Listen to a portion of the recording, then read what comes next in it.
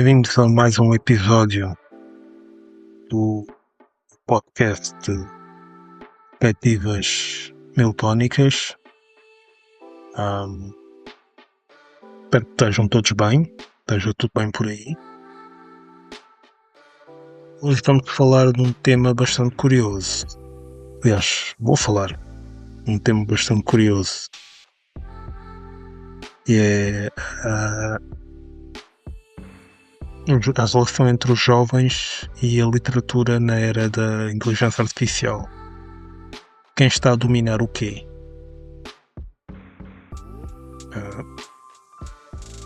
Hoje em dia a chamada inteligência, com a chamada consciência da tecnologia, digamos assim, estamos a assistir a uma mudança de panorama, de paradigma a todos os níveis. E isso observa-se em vários aspectos do cotidiano social. Se tu és daqueles que passa mais tempo a fazer scroll vertical no telemóvel do que a ler as páginas do livro, não te sintas culpado.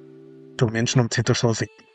Hoje em dia, abrir um livro de 300 páginas e ter foco tornou-se num autêntico desporto de alta competição. Para todos, inclusive para mim.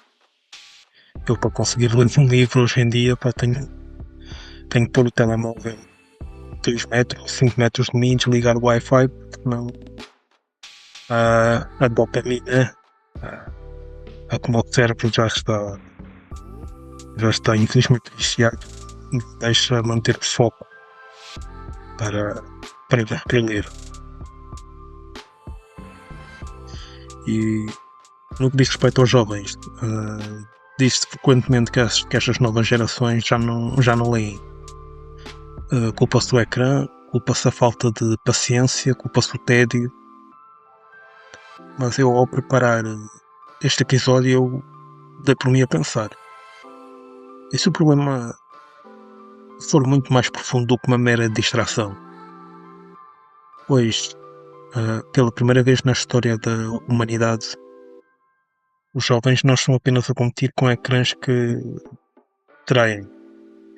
Estão a competir com sistemas de inteligência artificial generativa que são capazes de fazer todo o tipo de trabalho por eles. Nós estamos a falar de máquinas que resumem obras em 3 parágrafos, escrevem ensaios escolares e que basicamente simulam o pensamento humano. E a pergunta que eu trago hoje para cima da mesa é: na era em que os computadores automatizaram a linguagem, o que acontece à nossa mente quando abdicamos do esforço de ler? Será que a literatura se tornou obsoleta, ou será ela na verdade a nossa última linha de defesa? Vamos refletir sobre isto. Pronto, para começarmos a tratar este nó, temos de olhar para a forma como o nosso cérebro funciona. Há uma teórica literária fantástica chamada Catherine Hayles que diz que nós estamos a viver uma mutação cognitiva. Ela divide a nossa atenção em 2 tipos: a atenção profunda e a hiperatenção. A atenção profunda é aquela que tu usas quando pegas no romance clássico ou no ensaio denso. É um foco prolongado.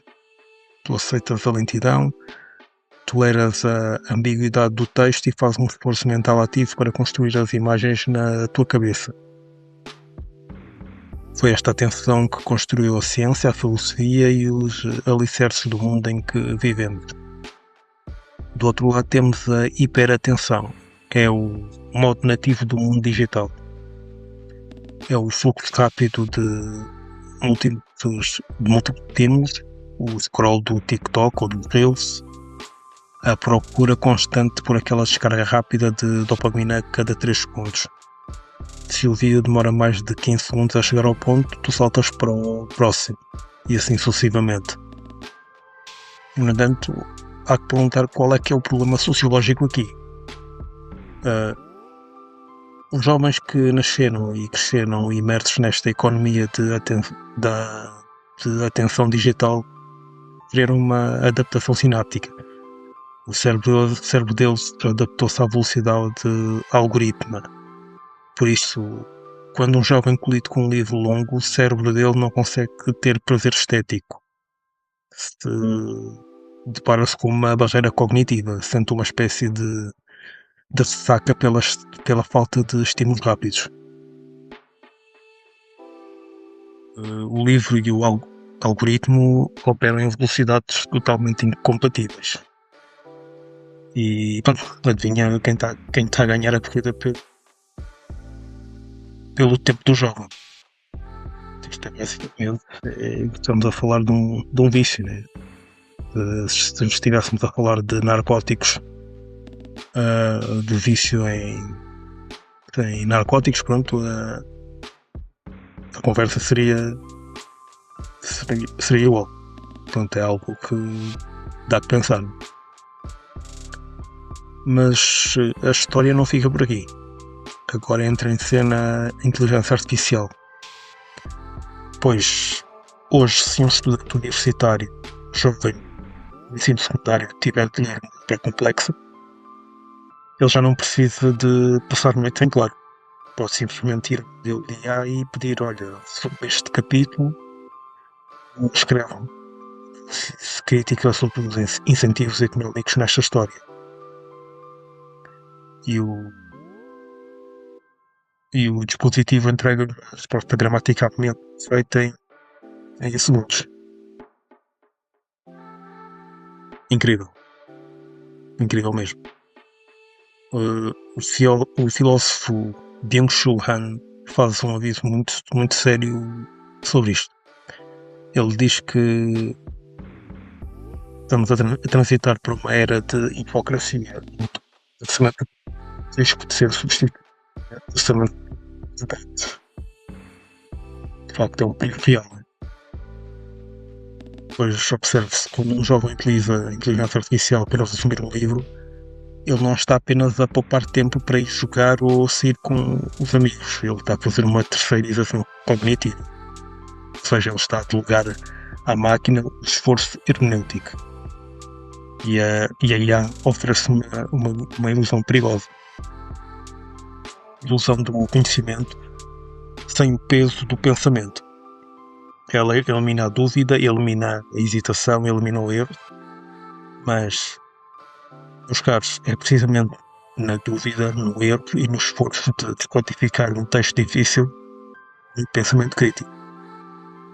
Tu achas que a máquina se falar por ti, tu ficas com um produto final, perto do processo que torna um cidadão pensante. E o verdadeiro risco da IA não é as máquinas começarem a pensar como nós. Os nossos filhos começarem a pensar como as máquinas. Utilitária, mecânica, formatada, seguindo o mesmo tipo de padrão sem qualquer originalidade. Que é dor. Pensei que nisto. Então, nesta perspectiva, qual será a solução? Será que devemos proibir os computadores e voltar aos anos 50? Claro que não, portanto, acho que aqui no Perspectivas Miltónicas nós não somos... Eu principalmente não sou um saudosista crítico. A tecnologia está cá e veio para ficar, não? Mas há um filósofo francês, o Bernard Stiegler, que usava uma palavra grega fantástica para definir a tecnologia, que é pharmakon. Pharmakon pode ser ao mesmo tempo um veneno, um remédio dependendo da dose administrada. Se o algoritmo usado pelas grandes empresas de tecnologia funciona como um veneno que destrói a nossa capacidade de concentração, a literatura é o remédio para tal. Pois ler um livro na era da inteligência artificial não é um ato de nostalgia passadista, sente isso é política.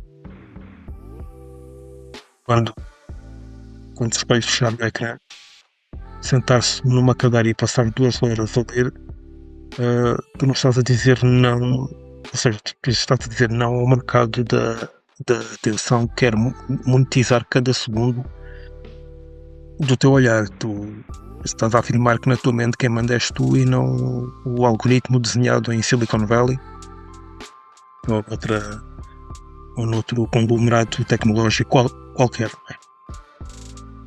E há uma esperança.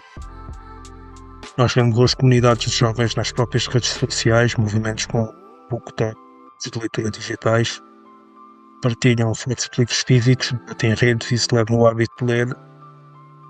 Há uma franja da juventude que está a perceber que o livro é uma tecnologia analógica de resistência, um refúgio de silêncio e autenticidade num mundo de fluidos e simulacros. Agora, pronto, posso deixar-vos esta provocação. Eu acho que a escola não pode ignorar a inteligência, mas também não pode render-se totalmente à digitalização universal. Precisamos de ensinar os jovens a usar a inteligência artificial como uma ferramenta, mas a manter o livro como a sua âncora existencial. Ou seja, posso referir o caso do país nórdico, um país nórdico que seja a Finlândia, já não me recordo muito bem, em que as autoridades escolares tinham quase que totalmente informatizado o ensino, mas fizeram uma regressão voluntária aos livros físicos, às canetas, aos papéis, acabaram com os ecrãs táteis, por considerarem que as crianças tinham vindo a perder a proficiência manual, intelectual, que veio com o advento das novas tecnologias de forma massiva no ambiente escolar. Nós precisamos lembrar às novas gerações que existem dimensões da experiência humana, a ironia, a ambiguidade, a poesia, a dor da existência que recusam a codificação binária. Nenhuma máquina, por mais bilhões de parâmetros que tenha, sabe o que é o peso de uma escolha moral. Isso é profundamente humano e é a literatura que guarda esse arquivo. Nós devemos desconectar das tecnologias quando decido para conectarmos com nós próprios, pois no final do ler é garantido que continuemos a ser os autores da nossa própria história e não meros utilizadores de um software. Obrigado por terem ouvido este desabafo, este episódio, esta minha diatribe.